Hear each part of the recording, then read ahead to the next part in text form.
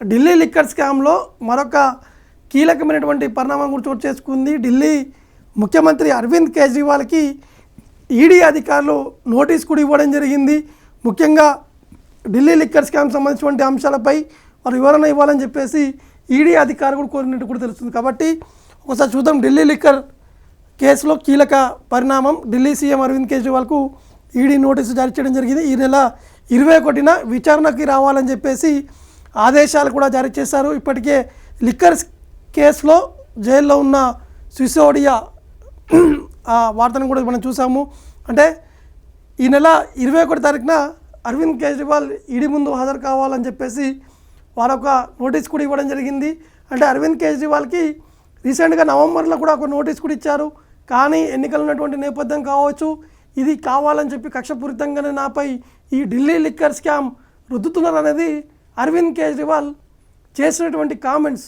కానీ దాన్ని దాటివేశారు. ఇప్పుడు మళ్ళీ ఈ నోటీస్ ఇచ్చింది కాబట్టి అరవింద్ కేజ్రీవాల్ ఏ విధంగా స్పందించబోతున్నారు అనేది చూడాల్సి ఉంది. ఎందుకంటే ఆప్ సంబంధించినటువంటి నేతలు మొదటి నుంచి ఢిల్లీకి లిక్కర్ స్కామ్ వచ్చినటువంటి సమయం నుంచి ఇది కావాలని చెప్పి కక్షపూరిత రాజకీయాలు చేస్తున్నారు, ఇది కావాలని చెప్పి మా పార్టీపై బురద జల్లే ప్రయత్నాలు చేస్తున్నారు అని చెప్పేసి కూడా ఆప్ నేతలు ఆరోపించారు.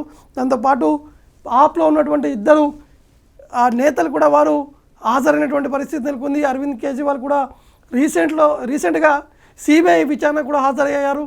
దాదాపు 9 గంటల పాటు ఆ విచారణ అనేది కొనసాగింది. అనేక అంశాలపై క్వశ్చన్ కూడా చేశారని చెప్పేసి అరవింద్ కేజ్రీవాల్ స్వయంగా మీడియాతో మాట్లాడుతూ ఈ అంశాన్ని కూడా ప్రస్తావించడం జరిగింది. అంటే సిబిఐ అనేక క్వశ్చన్ అడిగే దానికి సంబంధించినటువంటి సమాధానం కూడా ఇచ్చారని చెప్పేసి చెప్పారు. కానీ ఈసారి ఈడీ అధికారులు అరవింద్ కేజ్రీవాల్కి నోటీస్ ఇవ్వడం జరిగింది. కాబట్టి 21 తారీఖున అరవింద్ కేజ్రీవాల్ ఈడీ కార్యాలయానికి హాజరు అవుతారా లేదనేది చూడాల్సి ఉంటుంది. ఎందుకంటే లాస్ట్ టైం ఒకటిసారి మిస్ చేశారు.